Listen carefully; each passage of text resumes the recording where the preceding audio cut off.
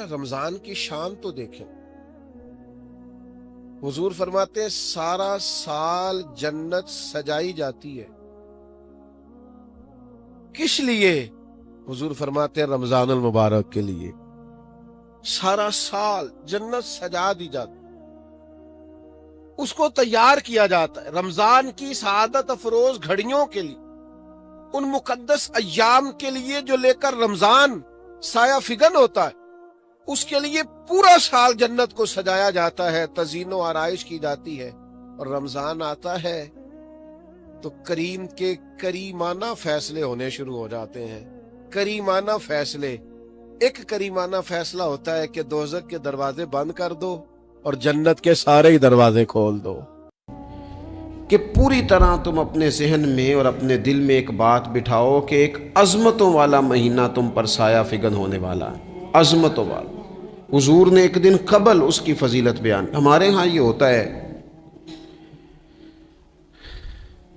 کہ ہم کسی چیز کی اہمیت کو لیتے ہیں لیکن سمجھتے ہیں کہ یہ کوئی روٹین ورک ہے.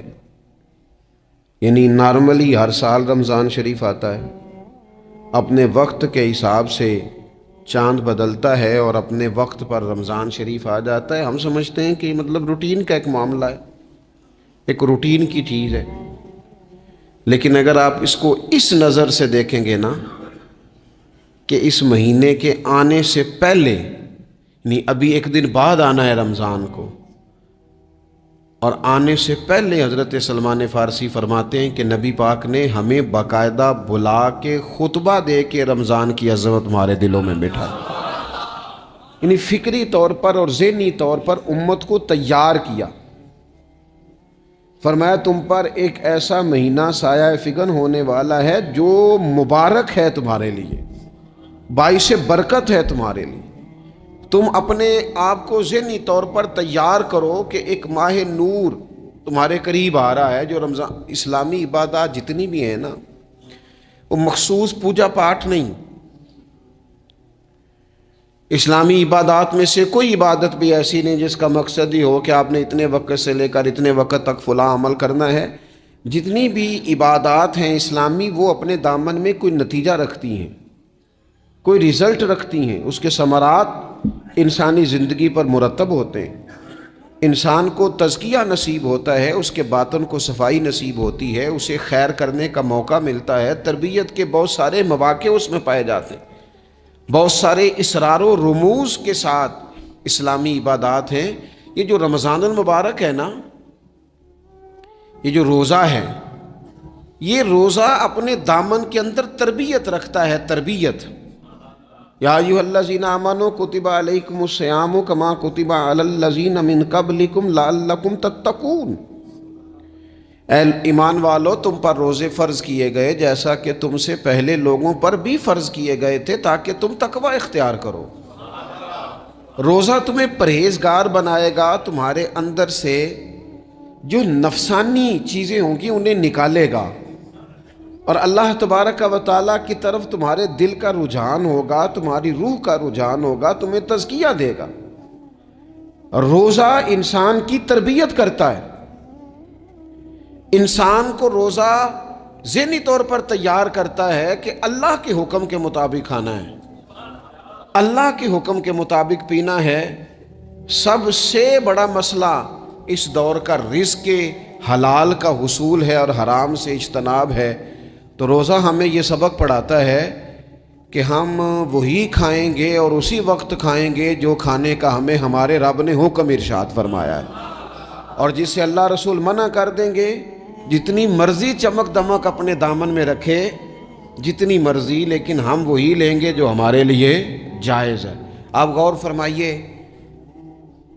روزہ لعلکم تتقون، روزہ تمہیں پرہیزگار کرتا ہے. بہت سارے لوگ ایک بات کرتے ہیں کہ عادتیں نہیں بدلی جاتی. یار کوشش کرتا ہوں لیکن میری عادت نہیں تبدیل ہوتی.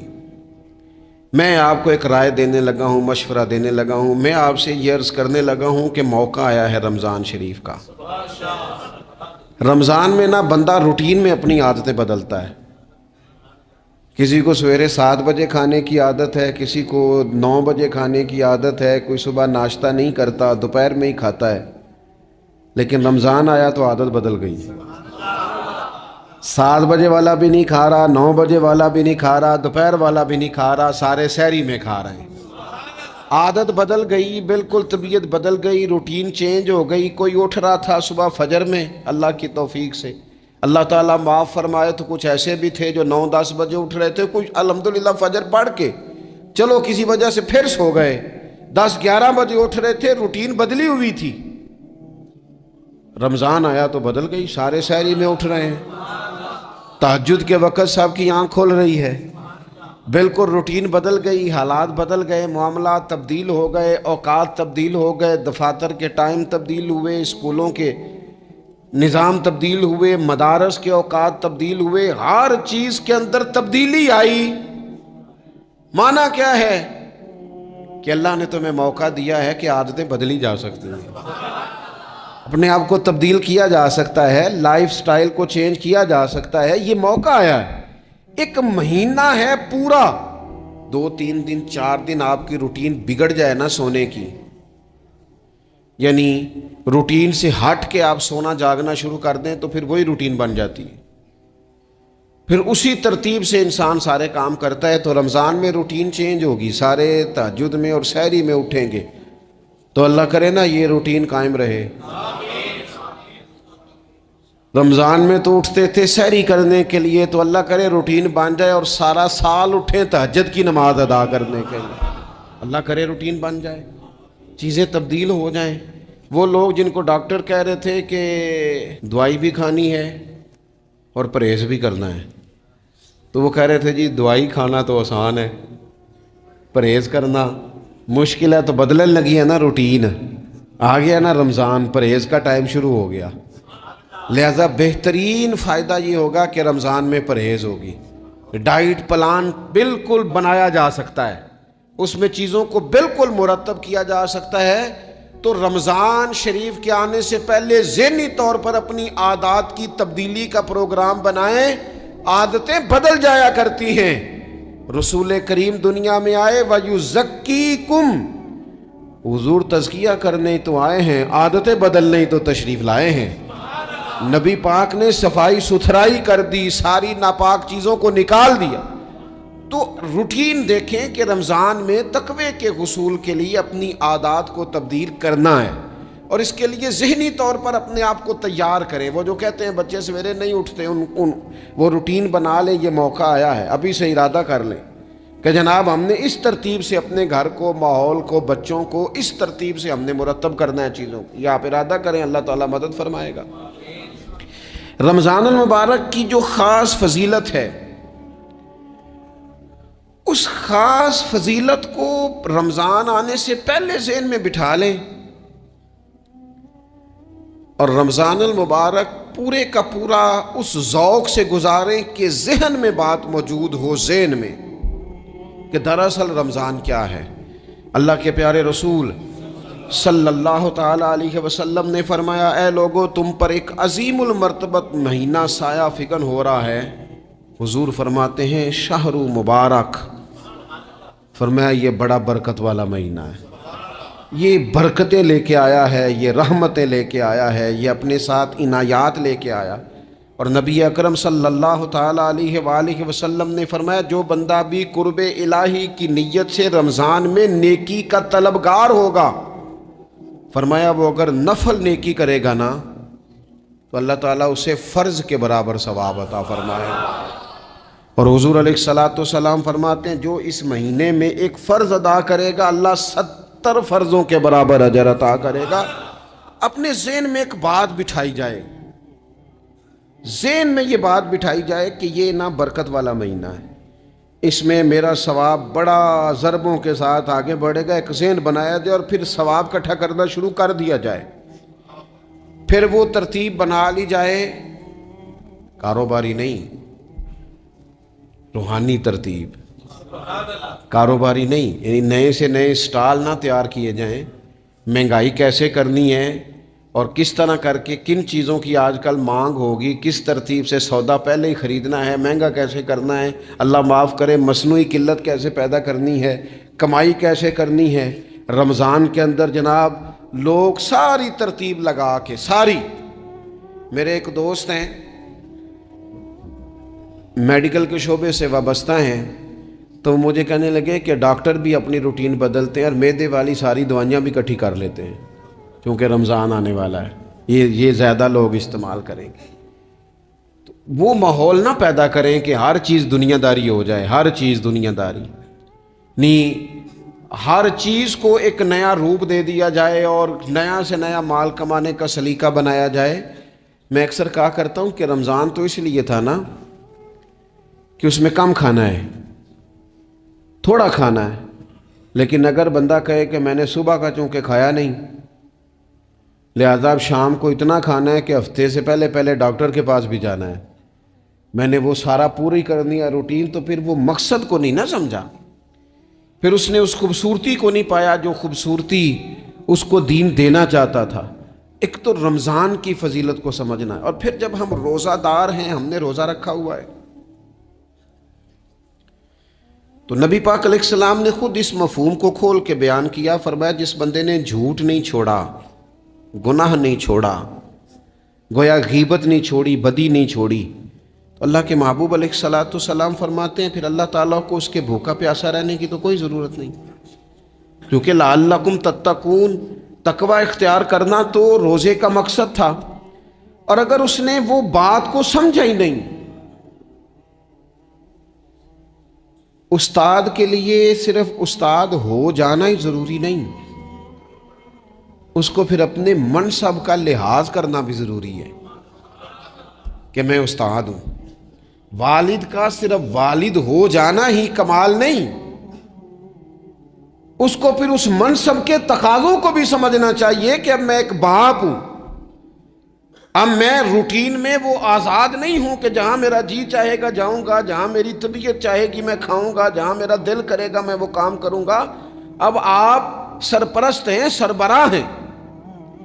انسان دیکھیں نا، ایک شخص ہے وہ عالم ہے، اب علم پڑھ لینا صرف کمال نہیں، وہ اپنے منصب کو بھی تو سمجھے نا، اس منصب کے وقار کو، اس کے لحاظ کو بھی تو سمجھے نا۔ ایک آدمی اگر عمر رسیدہ ہے، بڑا ہے، بزرگ ہے، اور وہ چاہتا ہے کہ میری بزرگی کی وجہ سے میرا اکرام کیا جائے، تو اسے اپنے منصب کا بھی لحاظ کرنا پڑے گا۔ اس کو حضرت سعدی فرمایا کرتے تھے میں نے 18 سال کے بزرگ دیکھے اور میں نے 75 سال کے بچے دیکھے۔ حضور کیا مطلب؟ فرمانے لگے عمر ہو گئی لیکن اپنے منصب کا خیال نہ کیا، عادات بچوں والی رہی۔ اور فرماتے میں نے ایسے لوگ دیکھے جن کو شروع وقت میں ہی اللہ والوں کی صحبت نصیب آئی، تو وہ جو بزرگی ہے وہ پھر عمر کی وجہ سے نہیں ملی، وہ اللہ نے علم اور عمل کی وجہ سے عطا فرما دی۔ تو اپنے منصب کا لحاظ کرنا کہ میرا یہ منصب ہے۔ اسی طرح جب ہم نے روزہ رکھا ہوا ہوگا نا، تو پھر ہم نے اس منصب کا بھی لحاظ کرنا ہے کہ میں روزے دار ہوں، پھر خالی بھوکے پیاسا نہیں رہنا۔ رسول پاک صلی اللہ تعالی علیہ وآلہ وسلم نے پتہ ہے روزے دار کی فضیلت کیا بیان فرمائی؟ اللہ کے محبوب صلی اللہ تعالی علیہ وسلم فرماتے ہیں کہ رب فرماتا ہے ابن آدم کا ہر عمل اس کے لیے ہے، روزہ میرے لیے، اور فرمایا میں خود جزا دوں گا روزے کی، میں خود جزا دوں گا روزے کی۔ اور حضور فرماتے ہیں روزہ ڈھال ہے، جو شخص روزہ دار ہو وہ بےہودگی سے، فحش گوئی سے اجتناب کرے۔ اور اللہ کے محبوب صلی اللہ تعالی علیہ وسلم فرماتے ہیں اگر کوئی شخص اسے گالی دے، اگر کوئی شخص اس سے جھگڑا کرنا چاہے تو پتہ کیا جواب دے؟ اسے کہے بھئی میں روزے دار ہوں، میرے منصب کا تقاضا نہیں کہ میں تیرے ساتھ الجھوں۔ اور رسول پاک صلی اللہ علیہ وسلم فرمانے لگے اوہو اتنی بڑی بات۔ حضور فرمانے لگے، یہ صحیح مسلم کے لفظ ہیں، کریم محبوب فرمانے لگے مجھے اس رب کی عزت کی قسم جس کے قبضے میں محمد عربی صلی اللہ علیہ وسلم کی جان ہے، حضور فرماتے ہیں روزہ دار کے منہ کی خوشبو اللہ تعالیٰ کے نزدیک قیامت کے دن مشک کی خوشبو سے بھی زیادہ وقت والی ہوگی۔ اس کے منہ سے جو خوشبو آتی ہے قیامت میں مشک پیچھے رہ جائے گا، اور رب کی بارگاہ میں صرف روزہ دار کے منہ سے، اگر تیرے منہ کی خوشبو رب کو اتنی پسند ہے تو تجھے بھی تو اپنے منصب کا خیال ہونا چاہیے کہ میں نے روزہ رکھا ہوا ہے، میں روزہ دار ہوں۔ اور میرے نبی پاک علیہ السلام کے یہ دو لفظ ہیں نا، وہ صوفیاء ہیں نا، اللہ کے نیک بندے جو ساری زندگی تڑپتے رہے کہ کبھی یہ حقیقت منتظر نظر آنا لباس مجاز میں، کبھی مالک ایک دفعہ کبھی تیرا جلوہ ملے، کبھی یہ حقیقت منتظر نظر آنا لباس مجاز میں، لاکھوں سجدے تڑپ رہے ہیں میری جبین نیاز میں، اور جو ساری زندگی کہتے رہے کہ ہم تو عمر دراز مانگ کے لائے تھے 4 دن، 2 آرزو میں کٹ گئے، 2 انتظار میں، کہ دیکھو انہیں انعام ملنے لگا۔ جو اس کی راہ کے سوالی تھے، جو اس کے رستے کے مسافر تھے، جو اسے پانا چاہتے تھے، جو اس کی دید کرنا چاہتے تھے، جو اسے ملنا چاہتے تھے، میرے رسول پاک علیہ السلام نے فرمایا روزہ دار کو 2 خوشیاں ملیں گی۔ ایک خوشی اس وقت ملتی ہے جب وہ افطار کرتا ہے، اور فرمایا ایک خوشی اس وقت ملے گی جب وہ اپنے رب سے ملاقات کرے گا، جب وہ اس سے ملے گا، تو اس وقت روزہ دار کو خوشی ہوگی۔ میرے دوستو، خوشی تو جو ہوگی سو ہوگی، لیکن یہ لفظ بڑے حسین نہیں کہ روزہ دار کی رب سے ملاقات ہوگی، یہی لفظ بڑے باکمال نہیں۔ ایک روایت میں تو یہ ہے نا کہ روزہ میرے لیے ہے، میں اس کی جزا دوں گا، اور ایک روایت میں یہ ہے کہ روزہ میرے لیے ہے اور رب فرماتا ہے میں خود روزے کی جزا ہوں، یعنی باقی نیکیوں پر ثواب ملے گا، روزہ رکھنے والے کو رب رحمان ملے گا۔ نبی اکرم صلی اللہ تعالی علیہ وسلم کے امت کے صوفیاء نے نا کچھ چیزوں کو بڑا کھولا ہے۔ عارف رومی کہتے ہیں کہ ایک دن نا محمود غزنوی نے خزانوں کے دروازے کھول دیے اور فرمایا بھئی میں نے آج ہر چیز کھول دی ہے، جو جس چیز پہ ہاتھ رکھے گا وہ اسی کی ہو جائے گی۔ لوگ دوڑے، کوئی سونے کی طرف، کوئی چاندی کی طرف، کوئی جائیدادوں کی طرف، کوئی خزانے کی کنجیوں کی طرف، کوئی بڑے بہترین گھوڑے اور اونٹوں کی طرف، لوگ دوڑ گئے، جو جس پہ ہاتھ رکھے گا اسی کا، سب بھاگ گئے۔ ایاز بیٹھا ہے، نہ وہ حسن میں رہی شوخیاں، نہ وہ عشق میں رہی گرمیاں، نہ وہ غزنوی میں تڑپ رہی، نہ وہ خم ہے زلف ایاز میں، وہ لذتیں کہاں۔ ایاز چپ کر کے بیٹھا ہے۔ پھر محمود نے ایاز کی طرف مخاطب کر کے کہا ایاز اٹھنا نہیں، آج لوٹ سیل لگ گئی ہے، جو جس چیز پہ ہاتھ رکھے گا اسی کی۔ ایاز کہنے لگا بات پکی ہے نا؟ تو محمود خوش تھے، موڈ بڑا اچھا تھا، کہا بالکل پکی ہے۔ تو ایاز کہنے لگے چلو ٹھیک ہے۔ ایاز اٹھے، پیچھے سے جا کے نا تو محمود کے کندھے پہ ہاتھ رکھ دیا، محمود کے کندھے پہ ہاتھ رکھا۔ محمود کہنے لگے یہ کیا بات کا، آپ سے میں نے پوچھا تھا بات پکی ہے، جو جس پہ ہاتھ رکھے گا اسی کا نا۔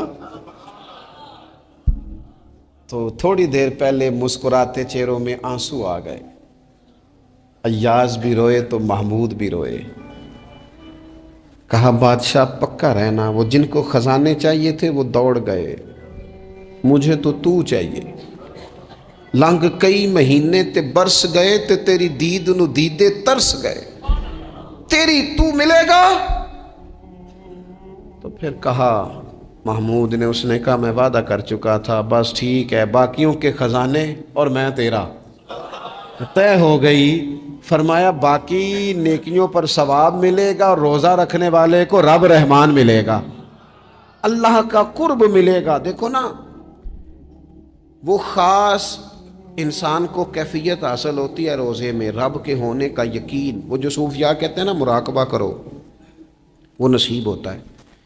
یعنی کسی کو کیا پتہ ہے اس کا روزہ ہے کہ نہیں، اکیلا ہے نا گھر میں، فریزر بھرا ہوا ہے، نہیں نہ کھاتا، کیوں؟ اسے پتہ ہے میرا رب میرے ساتھ ہے، میرا رب مجھے دیکھ رہا ہے۔ بس یہ تصور توحید پکا ہو جاتا ہے رمضان، تو پھر اللہ تبارک و تعالیٰ کی بھی خاص رحمت اور کوئی خاص ہی اعزاز. حضور فرماتے ہیں جنت کے کئی دروازے ہیں، ایک باب الریان ہے، اس سے صرف روزہ دار گزریں گے. آواز ہوگا روزے والے آ جاؤ، وہ آ جائیں گے. فرمایا اس خاص دروازے سے گزرو. جب گزر جائیں گے تو فرمایا بند کر دو بھائی، اور کوئی نہیں گزرے گا یہاں سے. دروازہ ہی مخصوص ہے، ان کا اعزاز ہی ذرا زیادہ ہے. تو میرے عزیز رمضان شریف کے اندر وہ منصب کا بس خیال رکھیں کہ میں روزہ دار ہوں، اس احتیاط کے ساتھ. اور دوسری جو رمضان کی چند عبادات ہیں نا، سب سے پہلی تو میں عرض کروں گا تراویح کے حوالے سے. یہ بات یاد رکھ لیں کہ نبی پاک علیہ الصلوۃ والسلام نے فرمایا جس نے ایمان اور احتساب کی نیت کے ساتھ رمضان میں قیام کیا، اللہ اس کے پچھلے سارے گناہوں کو معاف فرما دے گا.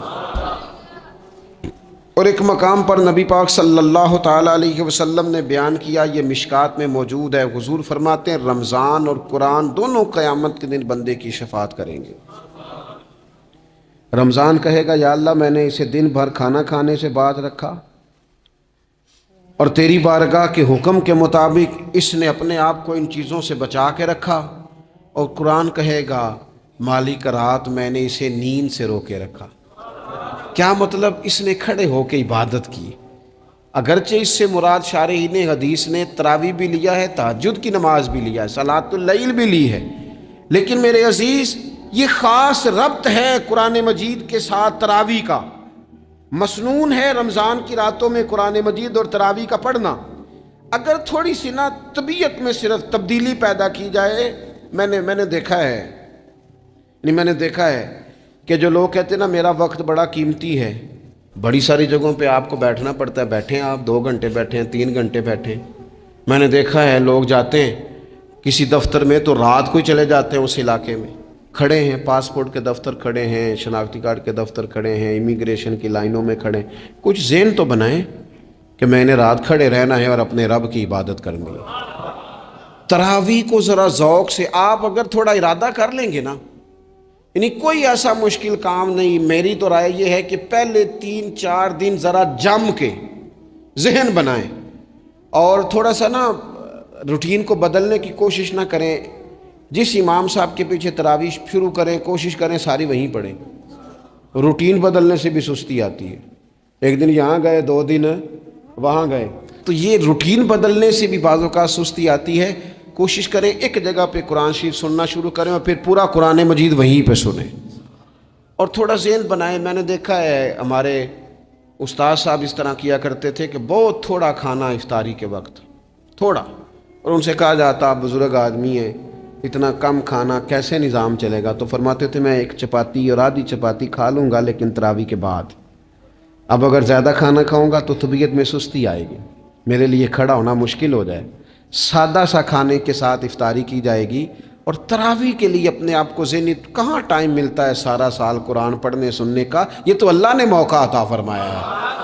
تو تھوڑا سا اگر دلچسپی پیدا کی جائے، بڑا سونا قرآن مجید پڑھا جاتا ہے مساجد میں، بچے بڑی خوبصورتی سے، تو اللہ کا شکر ہے جگہ جگہ پہ. اور مساجد کے علاوہ بھی میں نے دیکھا ہے ہم سے لوگ مطالبہ کرتے ہیں کہ ہماری فیکٹری میں رات کو بھی کام ہوتا ہے، اتنے سارے ورکر ہیں تو بچہ کوئی مل جائے قرآن شریف سنائے، فلانی جگہ بھی اتنے لوگ ہیں تو اگر موقع مل جائے. تو اگر تھوڑا ذہن بنایا جائے، شوق پیدا کیا جائے تو اللہ تعالیٰ فضل فرماتا ہے، انسان کو طاقت ملتی ہے کھڑے رہنے کی. ایک تو تراویح، روزہ، تراویح، اور تیسری بات ہے سحر اور افطار.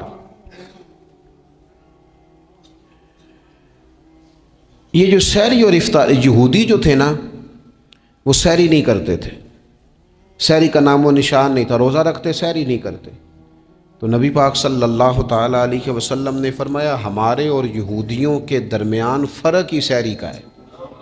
اور نبی پاک صلی اللہ تعالیٰ علیہ وآلہ وسلم نے فرمایا سحری کھایا کرو، سحری کھانے میں برکت ہے. اور اگلی بات سننی ہے آپ نے تو خوش ہو جانا ہے، سحری کو معمولی نہ سمجھے، سحری کرنا عبادت ہے. ہاں آپ مت سمجھیں کہ میں روٹی کھا رہا ہوں، یہ تو میرے سامنے دہی رکھا ہوا ہے، یہ تو سالن رکھا ہوا ہے، یہ تو اچار رکھا ہے، تو چپاتیاں رکھی ہیں. سحری کھانا عبادت ہے. آپ صبح اٹھے، آپ کی تو روٹین ہی اور تھی، تو 7 بجے کھاتے تھے، 9 بجے کھاتے تھے۔ یہ جو آپ صبح کھا رہے ہیں اٹھ کے سحری میں، اپنی مرضی سے تھوڑی کھا رہے ہیں، یہ تو کسی کے کہنے سے کھا رہے ہیں، یہ تو کسی کے بٹھائے بیٹھے ہیں۔ یہ جو سحری کا لنگر ہے یہ رب رسول کی رحمت کے ساتھ عطا ہوتا ہے، یہ کرم ہے، یہ اللہ رسول کے بٹھائے بیٹھے۔ کیا میرے رسول پاک صلی اللہ تعالیٰ علیہ وآلہ وسلم نے بات کھولی ہے، ترغیب و ترہیب میں حدیث ہے، اللہ کرے یہ کبھی چسکا لگ جائے، یہ والا مزہ آ جائے تو پھر تو گھر میں دسترخوان نہیں بچھا ہوا ہوگا، پھر تو رنگ ہی کوئی اور ہوگا۔ حضور فرماتے ہیں اللہ تعالیٰ اور اس کے فرشتے سحری کھانے والوں پر رحمتوں کا نزول فرماتے ہیں۔ کھائی روٹی جا رہی ہے، پکا ہوا کھانا ہے، لیکن حضور فرماتے ہیں رب بھی رحمتیں فرما رہا ہے اور اللہ کے حکم سے فرشتے بھی رحمتوں کا نزول کر رہے ہیں سحری کھانے والوں پر۔ تو خوب توجہ سے، ذوق سے، شوق سے۔ اور پھر جو افطار کا معاملہ ہے، حضور فرماتے ہیں جب روزہ کھولنے والا روزہ کھولتا ہے تو جو دعا مانگتا ہے رب قبول فرما لیتا ہے۔ یعنی افطار کا وقت ایسا ٹائم ہے جو دعاؤں کی قبولیت کا وقت ہے۔ افطار کرنا بھی ہے، کرانا بھی ہے۔ مہنگائی ذرا عروج پہ چلی گئی ہے، میں بار بار کہتا ہوں، مجھ سے نا لوگ دعا کے لیے مجھے کہتے کہتے اپنے کئی دکھ بتا دیتے ہیں۔ تھوڑا سا نا افطاریاں مہربانی فرمائیے گا سیاسی نہ کیجیے گا۔ وہ جن سے مال لیتے ہیں، وہ جن کو مال دیتے ہیں، وہ جن سے ووٹ لینے ہیں، وہ جنہوں نے ووٹ لینے ہیں، اس بنیاد پر سحر افطار کے بندوبست نہ کریں رضا الہی کے لیے۔ میرے محبوب فرماتے ہیں جس نے رب کی رضا کے لیے کسی کو افطار کرایا، جتنا ثواب اللہ روزہ رکھنے والے کو دے گا اتنا افطار کرانے والے کو بھی عطا کرے۔ اور ایک حدیث تو آپ پڑھیں گے تو جھوم جائیں گے، سنیں گے تو خوش ہو جائیں گے، المعجم الکبیر میں موجود ہے۔ نبی پاک علیہ السلام فرماتے ہیں جس نے حلال کھانے اور حلال پانی سے کسی کا روزہ افطار کرایا نا، ذرا دیکھنا غریبوں کے گھروں کو جھانکنا، ذرا اپنے عزیزوں میں ایک نظر دوڑا لینا، ذرا رمضان کی نیت کر کے رمضان سے پہلے ہی غرباء تک راشن پہنچا دینا، ان کی فکر دور ہو جائے، وہ پہلی شام ہی اپنے بچوں کے ساتھ آسودہ حال ہو کے بیٹھیں۔ دیکھ لینا یہ نہ ہو کہ ایک بھائی کھل کے کھا رہا ہو اور دوسرے کے بچے منتظر ہوں کہ آج سحر افطار میں کیا کرنا ہے۔ اپنے گلی محلے میں دیکھ لینا، ہم اس رسول کے ماننے والے ہیں جنہوں نے فرمایا میں اسے مومن ہی نہیں جانتا جو پیٹ بھر کے کھائے اور اس کا ہمسایہ بھوکا رہ جائے۔ تھوڑا سا اپنے ارد گرد نظر ڈال لینا۔ المعجم الکبیر میں حدیث موجود ہے، اللہ کے پیارے رسول صلی اللہ تعالیٰ علیہ وسلم نے فرمایا جس نے حلال پانی سے، حلال روٹی سے کسی کا روزہ افطار کرایا تو فرمایا فرشتے اس بندے کے لیے رمضان کے دنوں میں، رمضان کی گھڑیوں میں دعا کرتے ہیں، اور جناب جبریل امین اس کے لیے شب قدر کی رات دعا کرتے ہیں۔ حضرت جبریل شب قدر میں دعا کریں گے، خاص رات، یا اللہ اس بندے پر فضل فرما، اس نے تو غریب آدمی کو افطار کرا۔ یہ ایک عبادت ہے، اس عبادت کا خیال کریں۔ پھر اعتکاف آئے گا، رمضان کے آخری 10 دنوں کا اعتکاف۔ اسلام میں رہبانیت نہیں ہے، لیکن کبھی کبھی سب سے کٹ کے اپنے رب کے ساتھ جڑ جانا، کچھ رات کی عبادتیں، کچھ تنہائی کے اذکار، کچھ درود و سلام کا ذوق، یہ ان ساری خوبصورتیوں میں سے ایک خوبصورتی اعتکاف بھی ہے۔ اللہ کے پیارے رسول علیہ الصلاۃ والسلام ہمیشہ اعتکاف کرتے، اور حضرت عطا بن رباح رضی اللہ تعالیٰ عنہ کیسی خوبصورت بات ارشاد فرماتے ہیں، فرماتے ہیں معتکف تو اس آدمی کی طرح ہے جیسے کسی بندے کو کسی کے ساتھ کوئی کام پڑ جائے نا تو وہ جا کے اس کے دروازے پر بیٹھ جاتا ہے کہ جب تک میرا کام ہوگا نہیں میں جاؤں گا نہیں۔ فرماتے ہیں یہ اعتکاف والا بھی آ کے رب کریم کے گھر بیٹھ گیا ہے کہ جب تک تو معاف نہیں کرے گا میں جاؤں گا نہیں، جب تک تو بخشش نہیں کرے گا میں اس دروازے سے ہٹوں گا نہیں۔ حضرت ابن عباس رضی اللہ تعالیٰ عنہ نبی پاک علیہ السلام کے روضہ انور کی طرف اشارہ کر کے کہا کرتے تھے زیادہ دیر نہیں ہوئی، اشارہ کر کے کہتے تھے زیادہ دیر نہیں ہوئی، اس روضہ مبارک میں آرام فرما۔ رسول رحمت علیہ السلام سے میں نے اپنے کانوں سے سنا ہے، اور جب یہ بات ارشاد فرماتے تھے تو روتے بھی تھے۔ فرماتے ہیں میں نے خود نبی پاک علیہ الصلاۃ والسلام سے سنا ہے کہ جو شخص اللہ تعالیٰ کی رضا کے لیے ایک دن کا بھی اعتکاف کرے گا نا، اللہ تبارک و تعالیٰ اس کے اور جہنم کے درمیان 3 خندقوں کی آڑ بنا دے گا، اور فرمایا ان کی مسافت زمین و آسمان سے بھی زیادہ ہوگی۔ یہ 3 خندقیں اتنی بڑی جن کی چوڑائی زمین آسمان سے بھی زیادہ ہوگی، ایک دن اعتکاف کر لے تو اللہ اس بندے کو دوزخ سے اتنا دور فرما دے گا۔ بہت سارے لوگ ہیں جن کو بڑا ٹائم ملتا ہے چھٹیاں گزارنے کے لیے، کبھی کسی سیاحتی مقام پر، کبھی کسی سیاحتی مقام پر، خرچہ بھی مل جاتا ہے، کام بھی ہو جاتا ہے، سارے سلسلے بن جاتے ہیں، بڑی بڑی جگہوں پہ لوگ جا کے ٹائم گزارتے ہیں۔ تو ایسا نہ ہو کہ 10 دن اللہ کے گھر میں بھی گزارے جائیں۔ علماء نے لکھا ہے کہ کوشش تو کریں ہر سال اعتکاف ہو، نہ ہو سکے تو چلو چند سالوں کے بعد ہو جائے، اور فرماتے ہیں کہ زندگی میں ایک دفعہ تو اس سنت کو ضرور ادا کرنا چاہیے۔ کوئی بندہ ایسا نہ ہو جو محروم رہ جائے، زندگی میں ایک بار صحیح پر اعتکاف کے ساتھ اپنے آپ کو وابستہ ضرور کرے۔ رمضان المبارک کے اندر آخری عشرہ شب قدر کی تلاش کا عشرہ ہے۔ اللہ کے پیارے رسول صلی اللہ تعالیٰ علیہ وسلم ان 10 دنوں میں خود بھی عبادت کرتے تھے اور گھر والوں کو بھی جگایا کرتے تھے، اور اپنے اہل خانہ کو تاکید فرماتے تھے کہ اٹھو اٹھو، آگے بڑھو، یہ آرام کرنے کے دن نہیں ہیں۔ ہمارے ہاں یہ ہوتا ہے کہ وہ جو آخری 10 دن زیادہ عبادت کے تھے، شب قدر کی تلاش کے تھے، وہ آخری 10 دن سارے بازار میں گزر جاتے ہیں، کپڑے سلوائے جا رہے ہیں، کپڑے خریدے جا رہے ہیں، جوتے خریدے جا رہے ہیں، واپس کیے جا رہے ہیں، دوبارہ لیے جا رہے ہیں، سفر ہو رہا ہے، آنا جانا ہو رہا ہے، عیدیاں بٹ رہی ہیں۔ تو یہ سارے کام جو آخری عشرے میں کرنے ہیں، جو زیادہ عبادت کے دن تھے، وہ سارے کام تو رمضان سے بھی پہلے کر لینے چاہیے۔ کپڑے رمضان سے پہلے خریدے جائیں، پہلے سلوا لیے جائیں، جوتے پہلے لے لیے جائیں، ضرورت کے کام پہلے کر لیے جائیں۔ جہاں آپ کو جو بانٹنا ہے وہ رمضان سے پہلے کریں۔ وہ مفت کی اپنے دل کو مطمئن کرنا کہ اب میرے پاس یہ بڑے میں خیر کا کام کرنے نکلا ہوا ہوں، میں عیدی بانٹنے جا رہا ہوں، یہ پہلے بانٹنے تھے۔ یہ عجیب بات ہے کہ جو زیادہ وقت مسجد میں گزارنے کا ٹائم تھا وہ سارا ہم نے ضائع کر دیا۔ وہ ادھر ادھر بازاروں کی نظر ہو گیا، میل ملاپ کی نظر ہو گیا۔ تو اگر چیزوں کو مرتب کیا جائے، میں تو دوستوں سے کہا کرتا ہوں، زکوٰۃ کا حساب، صدقات کا حساب، صدقات فطر کا حساب، جتنے بھی روٹین کے کام ہیں اس کو کوشش کریں رمضان شریف سے پہلے آپ ترتیب دیں، آپ ان چیزوں کو پہلے سے مرتب کریں تاکہ وہ بہترین ہو جائیں۔ ہم تو اس دین کے ماننے والے ہیں جہاں نیت کرو تو اجر شروع ہو جاتا ہے۔ آپ رمضان کی نیت سے جو آج خرچ کریں گے اس کو اللہ تعالیٰ رمضان کے ثواب کے برابر ہی اجر عطا فرمائے گا۔ لیکن وہ ہم نا کچھ لوگ بڑا ایک صاحب مجھ سے کہنے لگے جی میں نے سنا ہے صدقہ فطر آخری عشرے میں ہی دینا چاہیے۔ میں نے کہا آپ کا پروگرام تب دینے کا، اس لیے آپ نے یہ گاڑا کر کے سن لیا، ذرا اس کو آپ نے زیادہ غور سے سن لیا ہے۔ آپ جب ضرورت محسوس کریں، جب آپ سمجھیں کہ کسی کو ضرورت ہے، ضرورت کے وقت کوئی چیز کام نہ آئی تو پھر کب جا کے کام آئی۔ تو میری آپ سے یہ اپیل رہے گی کہ پہلے سے چیزوں کو مرتب کریں، معاملات کو پہلے سے طے کریں۔ وہ لوگ بڑے اچھے ہوتے ہیں جو وقت پر منصوبہ بندی کرتے ہیں، جو چیزوں کو ٹائم پہ مرتب کرتے ہیں۔